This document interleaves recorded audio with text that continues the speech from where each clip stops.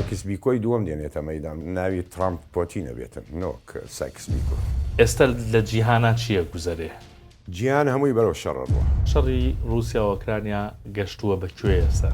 چوونە پێشەوەی هێزی ڕووس زۆر لەسەر خۆیە. وعدی ئاگربەستیدا لە نێوان رووسیا و ئۆکرانیا. ترامپ تاجرە 6 زانای ڕووسی کوشت. بۆ وا دەکات ئەڵمانیا ئێستا؟ ئەم جوڵانە چییە؟ ئەڵمانیا خۆی ئامادەکە نۆک بۆ جەنگی رووسیا بەتەنیا بۆ جەنگی جیهانی سێ. BMW و ئاودی و مارسیدس ئەبێ ئەو نیزامە بگۆڕێ ئەو حکومەتە لێرانە. چییە گوزەرێ لە سوودان و دەوروبەری ئەو هێزانە چی لەوێ شەڕەکەن؟ تۆ سەیری مەکە دوولایە شەڕەکاتن نەخێت. ئیسە کێ باڵا دەستن؟